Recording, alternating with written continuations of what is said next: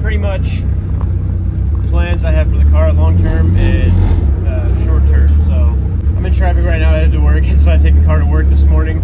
I don't know if that was the greatest idea because my foot is freaking sore, my knee is sore from engaging the clutch. But at least it's going to be a nice day today. I've been posting in a while because I've just been really busy. I had some big life changes coming. My daughter's going to be born soon, so I don't know exactly when that's supposed to be. She's supposed to be born on Monday, but obviously that didn't happen. Plus, as you guys all know, shit is expensive for this car. So I've been in traffic for literally probably 20-25 minutes actually. I think there's an accident up here, so damn it, dude. Late for work, second time in a row. This is kind of the life of commuting in Western Washington, I guess. So they have a carpool lane and a regular lane merging into one. On the I-5 North, they're in traffic in Western Washington. That car is running great though. My oil pressure is kind of low. I did not know they had undercover Jeeps. Undercover Jeep Cherokee right there. Weird. Yeah, it looks like a pretty nasty wreck, dude. Looks like some parts. I'm not going to film too much of it because I don't know if someone got hurt. You know, there's a motorcycle on the ground back there. And you got a car upside down right here. Dude, how did what happened?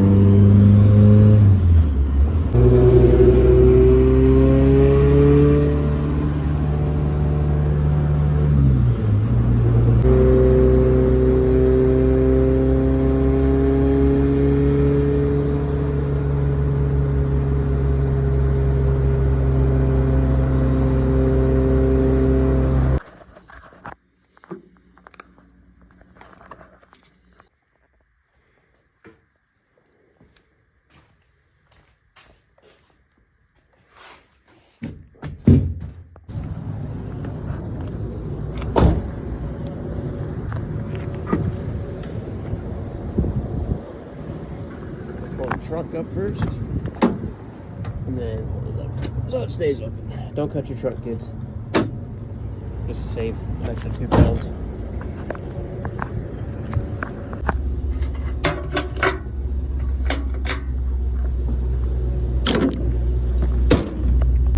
Alright, so Monday I got to work just fine. Tuesday the on-ramp to the freeway that I take was closed. I had to go around and I was late for work. Yesterday, which was Wednesday, there's that really gnarly accident on the freeway, so I was like 40 minutes late to work. Today, looks like there's another accident or something. It doesn't look as bad.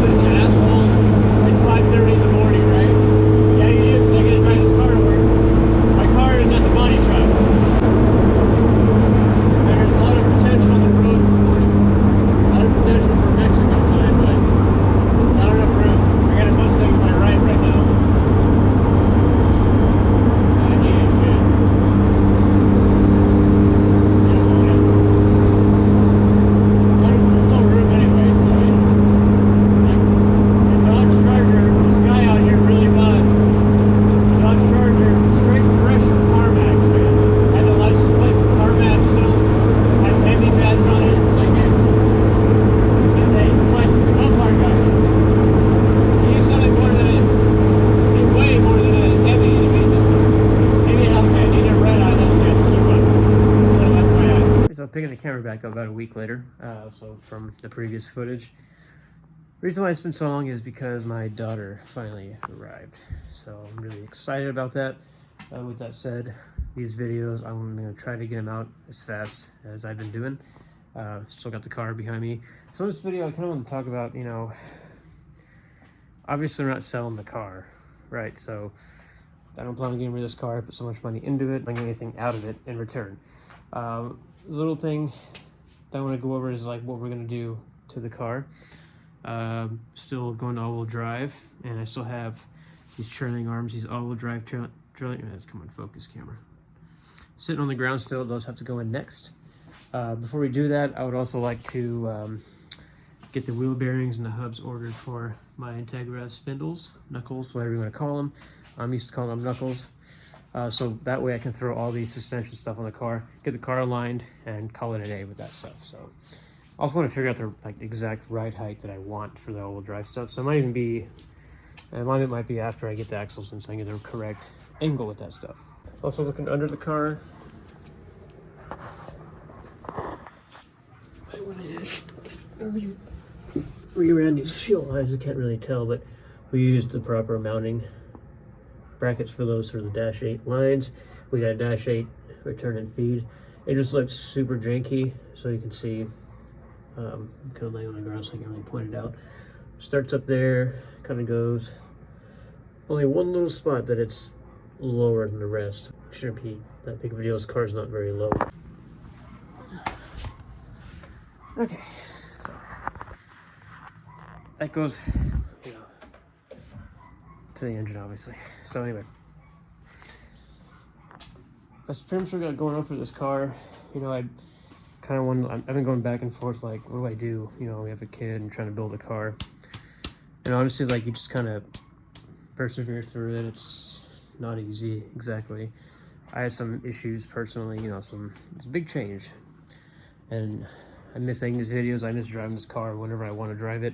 That's not going to happen for a little bit, but you don't really lose your life, you know, when you have a kid, especially to anyone who's building cars and you think that this is all you have to do to be, you know, have a fulfilling life. It's not. You can have a kid and you can do the same exact thing.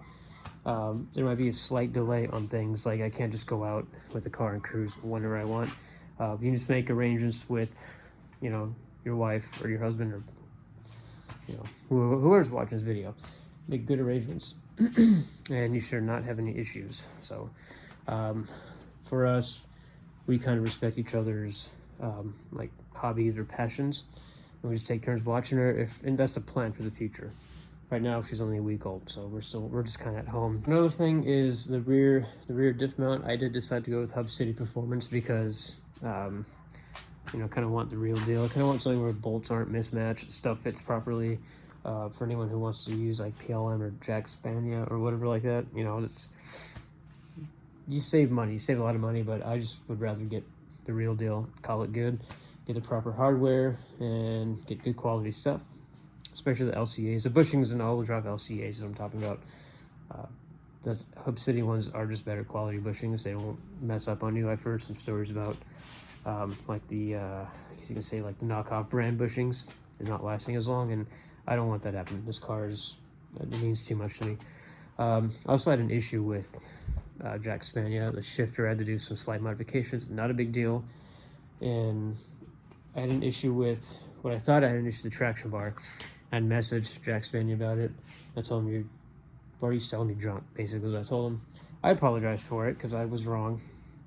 It was a mistake that I made with the traction bar, but he continued to call me names, idiot, and all these stupid things, and whatever. You know, there was an argument. I didn't just take those names. I said stuff back to him. So with that said, we're not using Jack Spania anymore. You know, he can basically go to hell. So other than that, you know, I got his traction bar in the car. We ended up installing that goofy ass traction bar that had the wire hanging off the welds. Oh shit. It's all in the past, so we're not gonna talk about that anymore. Looking forward to building this car, and sorry for the delay on the video, and I'm really appreciative of the people that are subscribing to the channel and following me build this sedan. It is all-wheel drive, or soon to be all-wheel drive, I should say. So those not familiar, this is a turbo V18C1, turbo JSR sleeved, Darton sleeves, Carrillo 84.5 millimeter pistons, 9-to-1 compression, Manley H-beam rods. It's pretty much good for about 700 to 750 ish safely. We're still on a distributor. I actually had a problem with the cap. I had to take this cap off and kind of clean the points in it because I was having a almost like a, not a misfire, I don't want to say misfire, but it kind of breaks up a little bit in the top end. Check the gap on the check the gap on the spark plugs. Ended up being a little dirty in the distributor, some corrosion. I do plan on getting rid of that. We're gonna go coil and plug when we need to. I don't like to do stuff to this car if I don't need to, but if I need a stronger ignition system, more reliable, we're gonna do that. Pro 1 cams, fully built head, 62, 66 ball bearing, precision, 20 psi. I'm gonna have to actually pull some fuel out of the map. It's running fairly rich up top. When I start getting into boost, so. Other than that, guys, it's pretty simple. Honestly, nothing super custom off the car. I wouldn't say it's cheap. At least to me, this is not a budget build. But, happy with it. I'm happy to go all-wheel drive. This is a fully built transmission. It does have a gear set in it from GearX. It's a top eliminator, 1 through 4th, stock 5th. And factory LSD diff, PPG transfer gears for the crown gear. And I have the transfer gear that goes on. So this is a straight cut. So the transfer gear in the transmission is straight cut. Therefore, this helical style is not going to fit into the transmission. So we need to get the straight cut PPG transfer gear, which is this piece right here. I bought that and the crown gear inside the transmission as a kit from Speed Factory. So we need to get that situated. I just have to put the gear on here. And we got the drive shaft sitting on the ground right here. This is a viscous coupler and drive shaft for a freelander. We're going to change these 1310 joints from S1 with their slip joint. I got to do an oil change on this thing. A couple things I really want to put on the channel. Some more Turbo Honda stuff. I will find time to do that for you guys.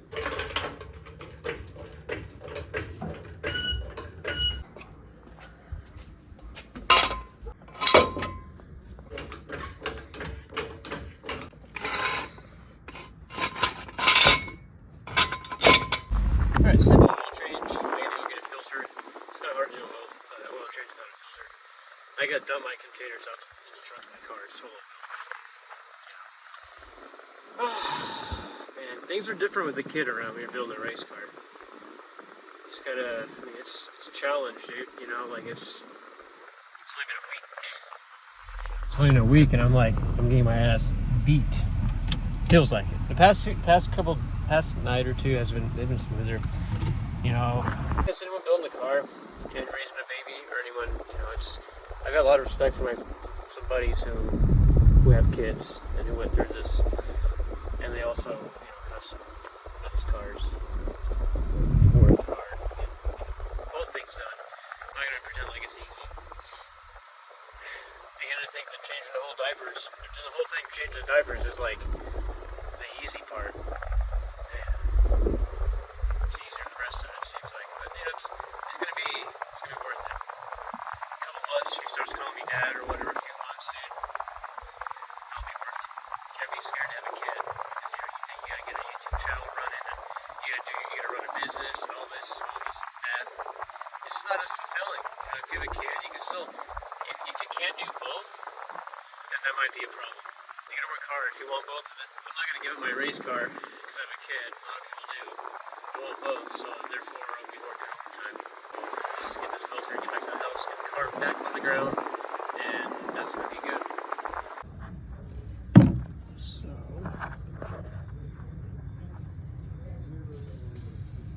not this one. Just kidding.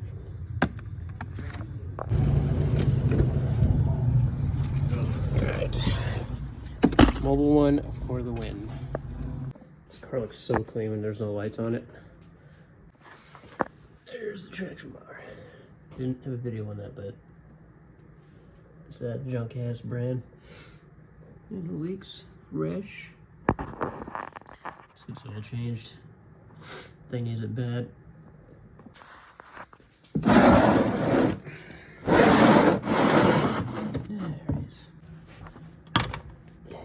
Yeah.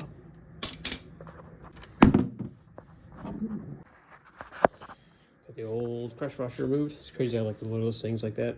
Dude, what? Littlest things like that makes you want to quit working on cars. Built a whole engine, no problem. Move the crush washer off the drain bolt, problem. Just like that. Ooh, crush washer, because I gotta be extra like that. And just torque it down. Ooh, there's it. Cool. Trying to get it from the top. Ah, the bastard's on there. I heard the vacuum with the fluids moving around actually makes the oil filter kind of stick on there nice and tight. I'm not sure that is, but it kind of makes sense. Goes the oil. And nothing came out. Maybe a little bit. One thing I love about this setup, this engine's going about a year and a half old. I built it. I built the block. The head had the valve train pre-assembled from machine shop. Rich Tune Motorsports in Lakewood. Installed the cams so they can degree them. One thing I love though, one of the many things I love, you put 5-ish quarts, whatever, a little less, whatever on my Honda guys, put a little less than 5 quarts, you get back about 5 quarts. It's really exciting. This thing doesn't really burn oil. A little bit of dirty oil does the trick.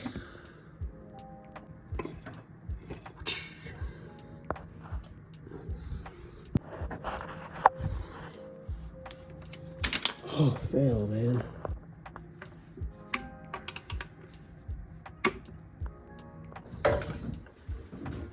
Oh, yeah.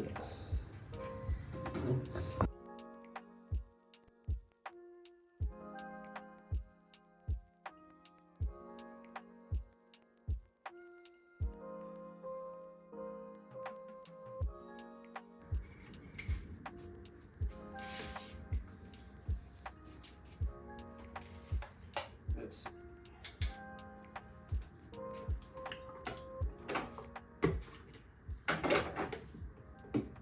damn.